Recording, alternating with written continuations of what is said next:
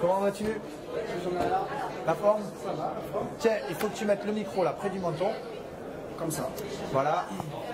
Et donc, ben voilà, on est en direct sur Facebook. Tu as regardé le live un petit peu?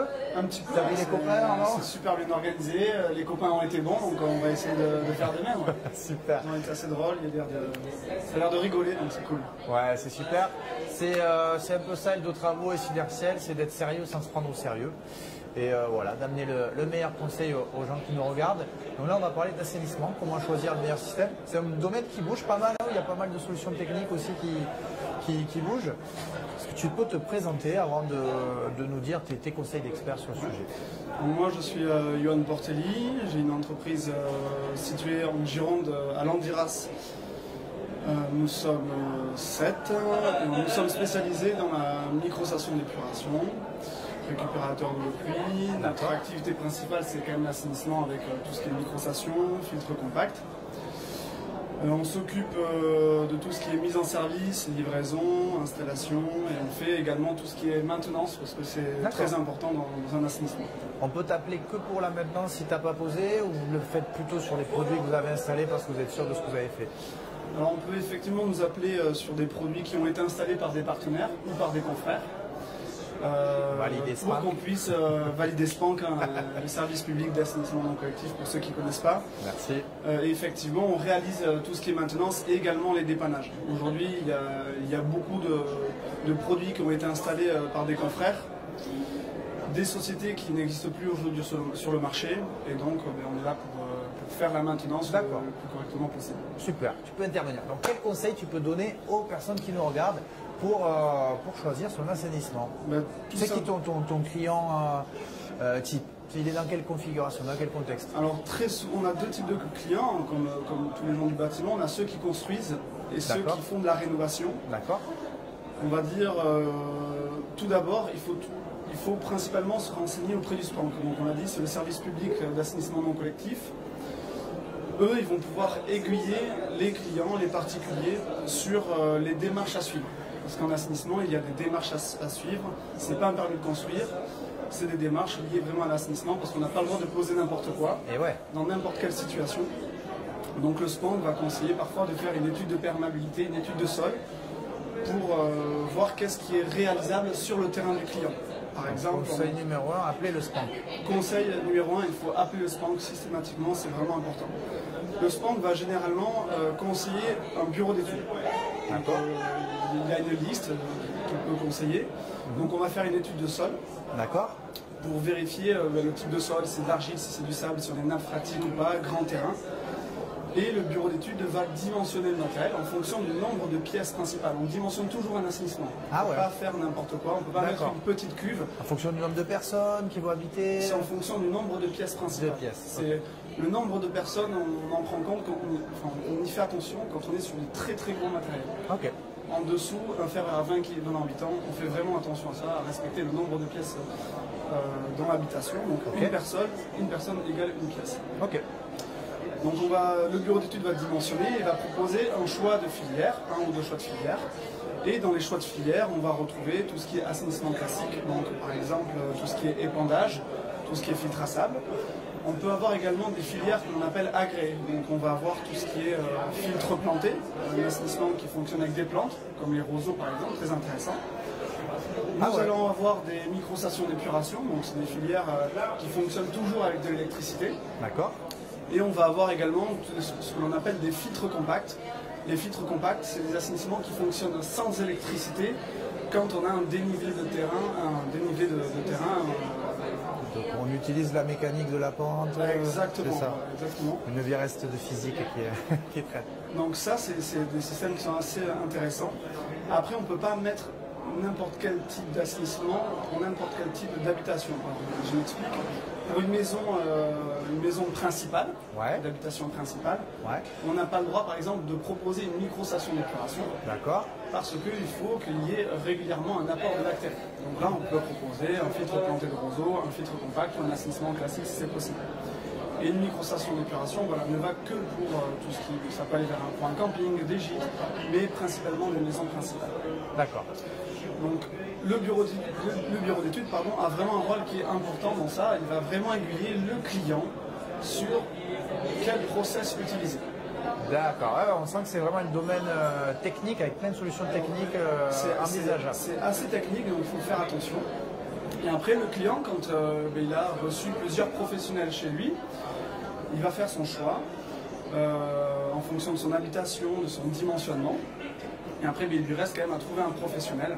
Et oui. Et le professionnel, c'est là où, comme tous les corps de métier, il faut vraiment que ce soit important, un bon installateur qui va respecter donc, il y a ce qu'on appelle un DTU, donc comme dans tout corps de métier. DTU, c'est la directive technique.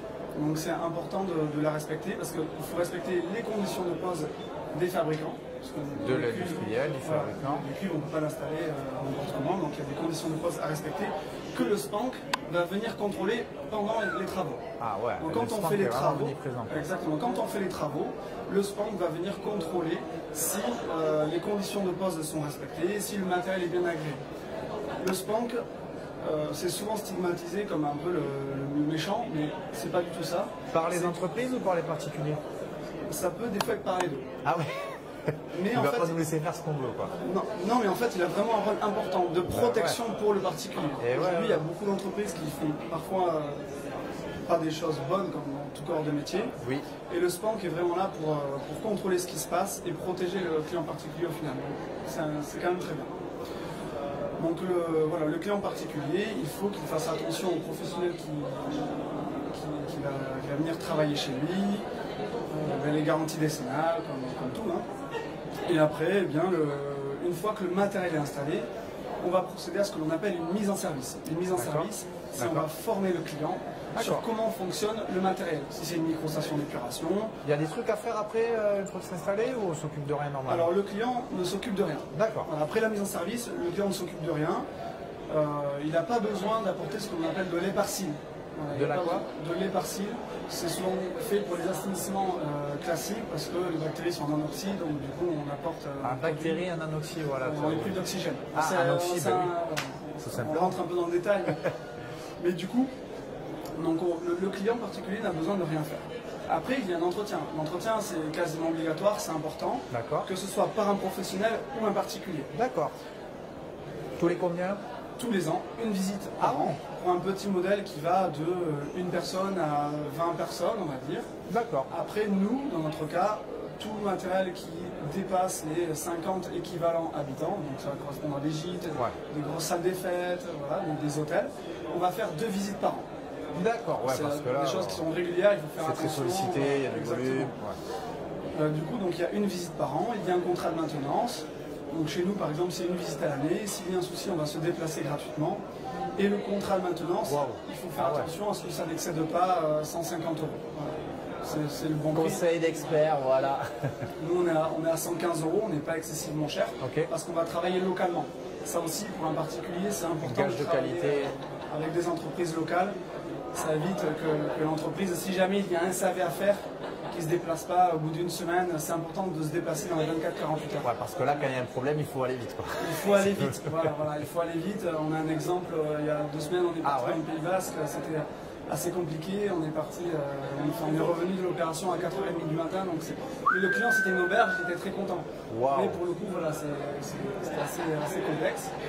Donc il faut vraiment que l'entreprise, que le client va choisir, puisse apporter un vrai service, qu'il soit sûr de l'entreprise, qui va suivre le matériel. C'est bien beau de vendre un produit, que le chantier à la fin soit nickel, mais si derrière il n'y a pas d'entreprise qui assure le suivi, c'est comme partout. On l'a vu, c'est quelque chose qui ressortira de la journée. Effectivement, la prestation ne s'arrête pas après l'installation. C'est presque, elle commence là, quoi, parce qu'après c'est la durée de vie du produit qui va entrer, qu'il faut entretenir, qu'il faut bien. On a beau avoir c'est comme partout, on a beau avoir les meilleurs produits au final, si c'est mal entretenu, mais ça fonctionne mal. Voilà. Toi, quelle marque tu peux recommander, produit? Tu as une marque de prédilection avec qui tu travailles? Alors nous, on fonctionne avec la société Aliaxis et la société Brezo. Donc la société Aliaxis, c'est une marque qui fait des microstations d'épuration. D'accord. Et en filtre compact, nous fonctionnons avec la société Brezo. C'est un système de filtration des eaux c'est un système de filtration des eaux sans électricité. Donc on va traiter les eaux sans électricité. C'est le système avec la pince? Exactement, gravitaire. Et notre force, c'est qu'on a un système, on a un média filtrant à l'intérieur qui est pérenne, qui n'est pas renouvelable, Contrairement à d'autres où des fois tous les 5-10 ans on va les renouveler et c'est un certain coût. D'accord. Donc on est sur une gamme de produits qui est un peu plus chère, on le sait, ça nous pose parfois des problèmes, mais derrière, en maintenance, c'est de la tranquillité, c'est de la pérennité. Les clients sont ravis parce que c'est un système que les clients peuvent s'entretenir tellement que c'est simple. Et ça, c'est génial. Commercialement, quand les gens arrivent à comprendre, c'est un peu plus cher, des fois de 100-200 euros, donc c'est pas grand chose, mais c'est quand même un budget. Et au final, ils sont ravis, ils sont très contents. Et après, même s'ils ne prennent pas le contrat de maintenance et qu'on doit faire un dépannage, on est quand même là, c'est quand même nos clients. Il vaut mieux être bienveillant, il ne faut pas oublier les clients, c'est important pour nous. Tout à fait. En tout cas, merci beaucoup, Ivan. On sent beaucoup de bienveillance et de qualité dans tes propos. Merci pour tes conseils. On sait on connaît les différents produits techniques qui existent, on sait qu'il faut s'adresser au sport, on sait ce qu'il faut regarder chez une entreprise, on sait combien coûte la maintenance. Voilà, bon, c'est tout quoi. Nickel, quasiment. Super. Bon, merci beaucoup. C'est moi qui te remercie.